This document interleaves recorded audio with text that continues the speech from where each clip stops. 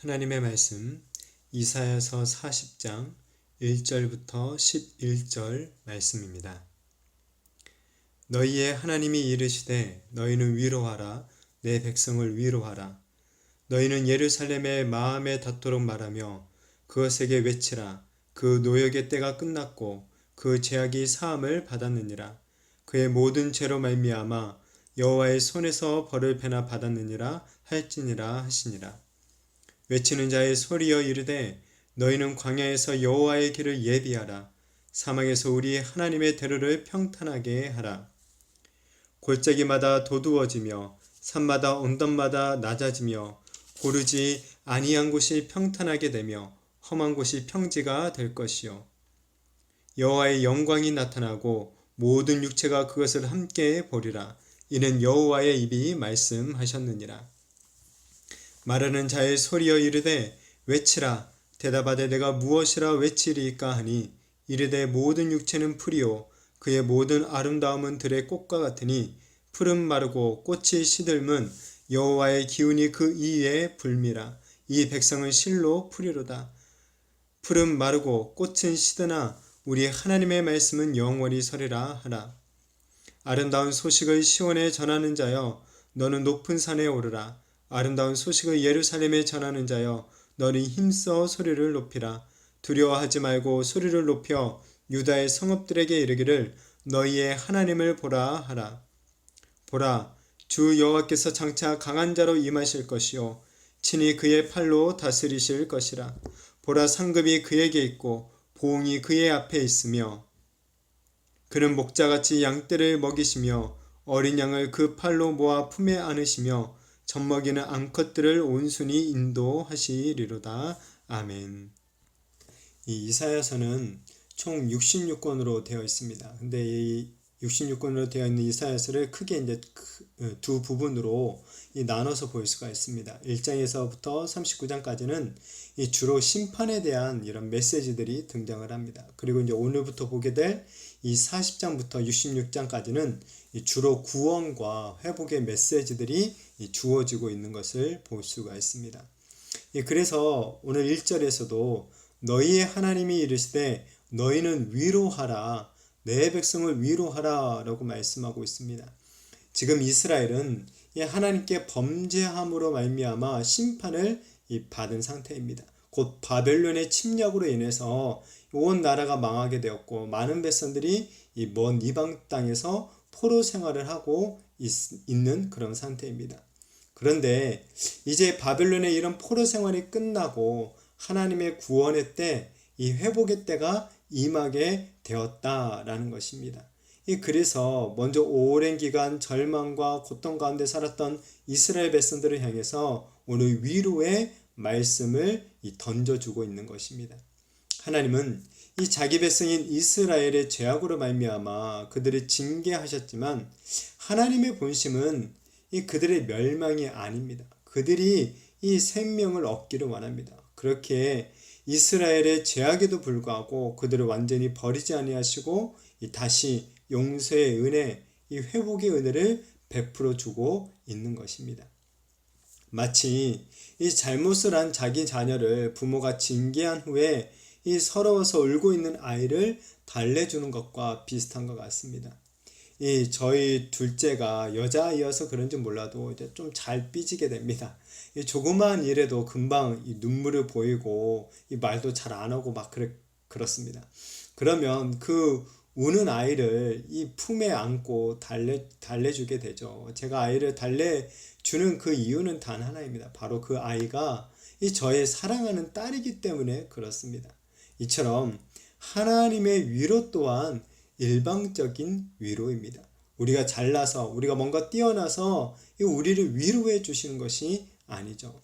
그저 우리를 사랑하기 때문에 우리가 잘못을 했음에도 불구하고 이 하나님의 사랑을 받는 자녀로 우리들을 선택해 주셨기 때문에 일방적인 위로와 회복과 구원의 은혜를 베풀어 주시는 것입니다. 혹시 우리의 잘못과 실수로 인해 정말 눈물을 흘리며 이 고통을 당한다 하더라도 우리를 진정으로 위로해 주시는 그 하나님을 기억하시기를 바랍니다.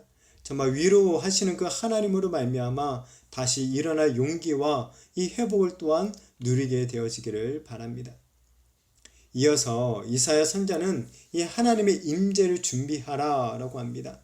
3절에 외치는 자의 소리여 이르되 너희는 광야에서 여호와의 길을 예비하라 사막에서 우리 하나님의 대로를 평탄하게 하라 라고 말하고 있습니다. 이 외치는 자의 소리, 이 외치는 자의 소리는 왕의 길을 여는 이 사람의 소리입니다. 우리가 이제 사극 같은 것을 보면 이 왕이 행차할 때 그 왕 앞에서 쉬 물러거라 라고 외치는 그런 사람을 저희가 볼 수 있죠. 그러면 어떻게 됩니까? 백성들이 그 소리를 듣고 모두 다 땅에 엎드려서 이 왕의 행차를 맞이하게 되는 것을 볼 수 있습니다. 이처럼 이 하나님의 오심을 예배해야 하는데 이 왕이 오시는 길을 평탄하게 만들어야 한다라고 합니다. 높은 곳은 깎고 낮은 곳은 높여서 이 길을 갖다 평탄하게 만드는 것입니다. 그렇다면 정말 이스라엘 백성들이 광야와 사막에 아스팔트를 깔아야 되냐?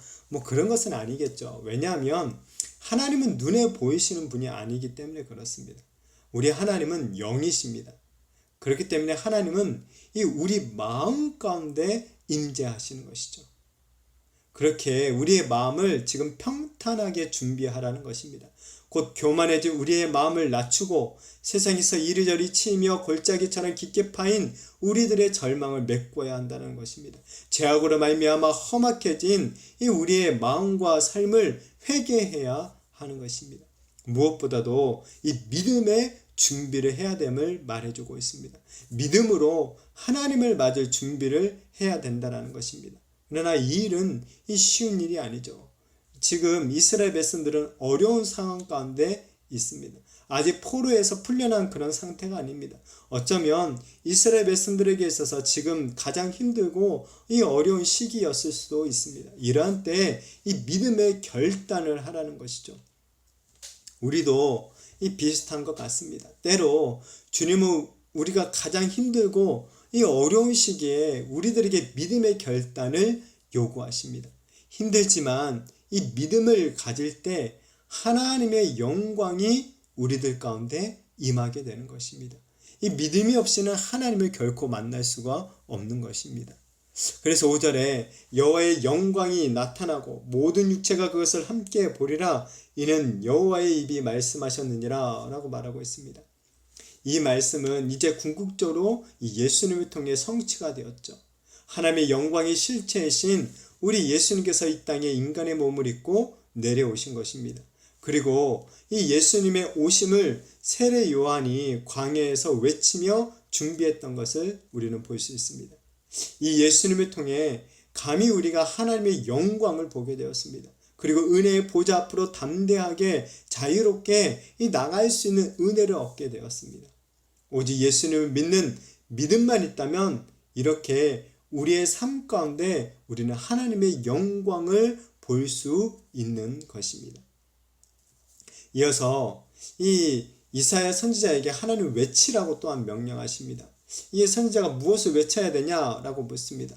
하나님은 우리 인생의 덧없음, 우리 인생의 유한성과 이 하나님 말씀의 영원성을 외치라고 하십니다. 6절부터 8절에 말하는 자의 소리여 이르되 외치라 대답하되 내가 무엇을 외치리까 하니 이르되 모든 육체는 풀이요 그의 모든 아름다움은 들의 꽃과 같으니 풀은 마르고 꽃이 시들면 여호와의 기운이 그 위에 불미라.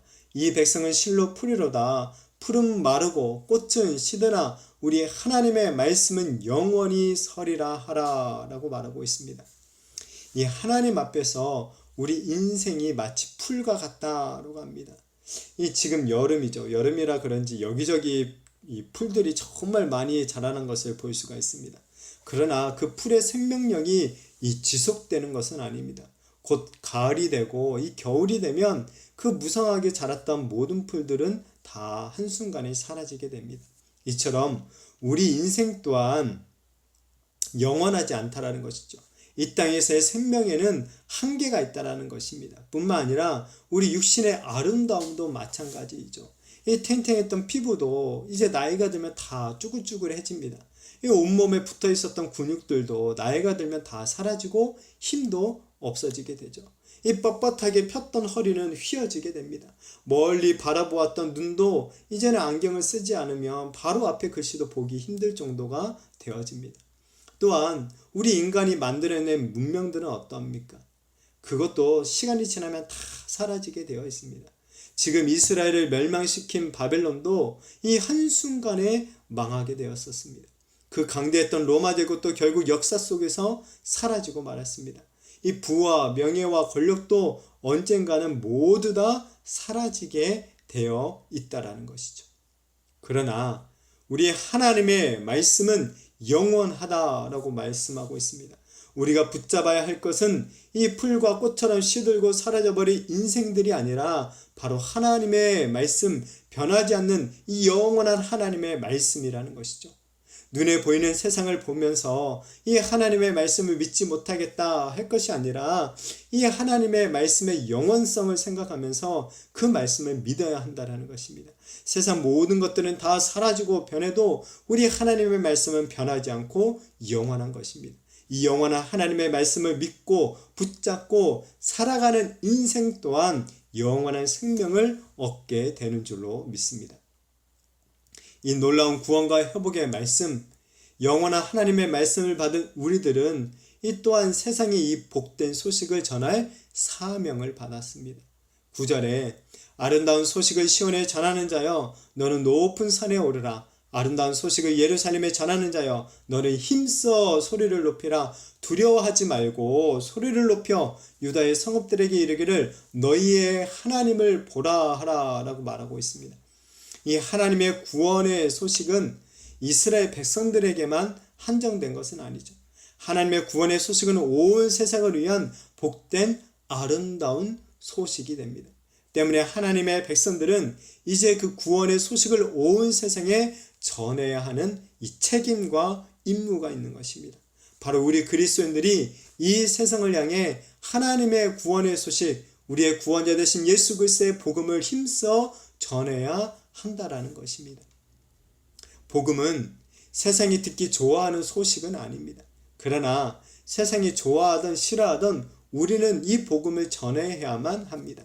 때문에 두려워하지 말고 담대하게 외쳐라 라고 이야기합니다. 비록 복음을 전하는 과정에서 우리는 세상에 미움을 받을 수도 있겠죠. 뭔가 능청을 받고 괴로움을 당하고 이 왕따를 당할 수도 있을 것입니다. 그럼에도 불구하고 우리가 계속 복음을 전해야 하는 이유는 하나님의 이 구원이 진짜 이 진리이기 때문에 그렇습니다. 예수 그리스도를 믿는 자들에게 주어지는 영생이 진리이기 때문에 우리는 계속 전해야 된다는 것이죠. 또한 우리가 이 세상에서 고난을 받는다 하더라도 두려워하지 않는 것은 하나님께서 결국 우리의 인생을 인도하시고 보호해 주실 것을 믿기 때문에 그렇습니다. 11절에 그는 목자같이 양떼를 먹이시며 어린 양을 그 팔로 모아 품에 안으시며 젖먹이는 암컷들을 온순히 인도하시리로다 라고 말하고 있습니다. 우리가 예수님을 목자로 표현한 이 그림들을 우리가 볼 수가 있죠. 이 목자이신 예수님께서 어린 양 한 마리를 자신의 품에 안고 계신 이 그런 그림을 우리가 자주 볼 수가 있습니다. 이 그림처럼 정말 어린 양과 같은 우리를 예수님께서 그 넓은 품에 안아주셨습니다. 우리를 친히 먹여주시고 우리로 이 생명의 길을 걸어갈 수 있도록 친히 인도해 주고 계신다는 것입니다. 그렇다면 예수님은 무엇으로 우리를 인도하고 계십니까? 바로 하나님의 영원한 말씀으로 인도해 주신다는 것이죠. 그렇기에 우리가 붙잡고 살아갈 것은 오직 하나님의 말씀이라는 것입니다. 아무리 인생이 힘들고 어려워도 하나님의 말씀을 붙잡은 인생은 결국 하나님이 주시는 이 구원을 누리게 될 줄로 믿으시기를 바랍니다. 요즘 다시 코로나가 확산되어서 참 어려운 상황에 처하게 되었습니다. 이 마음대로 활동할 수가 없게 되었고 이 교회에도 마음대로 이제 나갈 수도 없게 되었습니다. 그러나 그 가운데서도 영원하신 하나님의 말씀을 붙잡고 이 모든 어려운 상황들, 이 시간들을 이겨내시기를 부탁드립니다. 하나님의 말씀을 통해 우리를 향하신 하나님의 그 위로와 소망과 구원을 발견하시기를 바랍니다. 그래서 정말 이 복된 소식을 또한 오늘도 이 세상에 전하며 살아가는 저와 우리 모든 성도님들이 되시기를 예수님의 이름으로 축복합니다.